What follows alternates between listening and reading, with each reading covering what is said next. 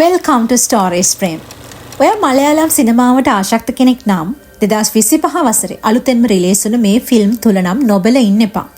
අන්තිම එක නම් කොහොමත් නොබල ඉන්න එපා. අංක 3.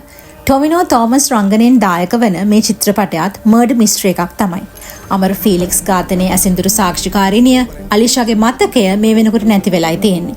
ඒත් ලාවට මතක මිනිමරුවගේ මූණ කොලයකට ගන්න ඇලන් ජේකොබ් try කරනවා. ඒකට උදව් කරන කෙනාගේ නම තමයි හරන්. හරන්ට අලිෂාගේ මතකයේ කොලයකට ගන්න පුළුවන් වෙයිද? පිස්සු හැදෙන මයින්ඩ් ගේම් එකක් ගැන බලන්න ඕනේ නම් ෆිල්ම් එක තමයි Identity.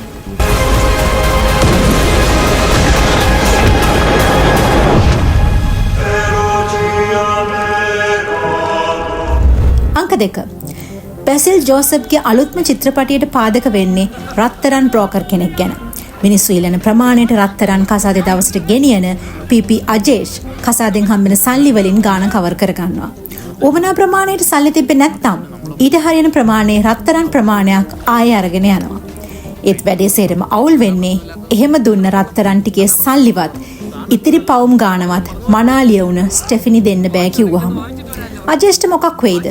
ස්ටෙෆිනි අයි රත්තරන් දෙන්න බෑ කියන්නේ. අමුතුම විදිහකට ගලාගෙන යන මේ ෆිල්ම් එකේ නම පොන්මන්. ഞാൻ കള്ളന്റെ പുറത്ത് എന്റെ കുത്തിനെ പിടിച്ചു, നീ പച്ചക്ക് എന്റെ കുത്തിനെ പിടിച്ചു, കഴിഞ്ഞില്ലേ? අංක 1. මන්මෝතිගේ කාතෝඩු කාතෝරම් චිත්‍රපටය රූගත කරන කාලේ ජීවත් වුණ අයයි විශ්වාස කරන රේඛාගේ වල දැමූ අස්තීන් ටිකක් පොලිස් නිලධාරියෙක් වන විවේක්ට ඉන්වෙස්ටිගේට් කරන්න හම්බෙනවා. බලන්න ඉන්නකොට ඇත්තටම උනාදෝ කියලා සැක හිතෙන જાතියේ ආසිෆ් අලි රඟපාන මේ අලුත්ම චිත්‍රපටයේ පිස්සු වැඩක්.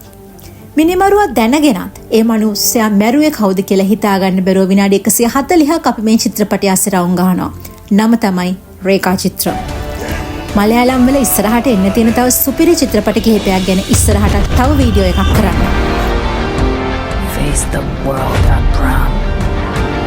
ദൈവപുത്രൻ തന്നെ തെറ്റ് ചെയ്യുമ്പോൾ ചെകുത്താനെ അല്ലാതെ വേറെ ആരെ ആശ്രയിക്കാൻ? ඔයාලා මේ ෆිල්ම්ස් බලලා තියෙනවද? ඒ ගැනත් කමෙන්ට් එකක් දාගෙනම යන්න.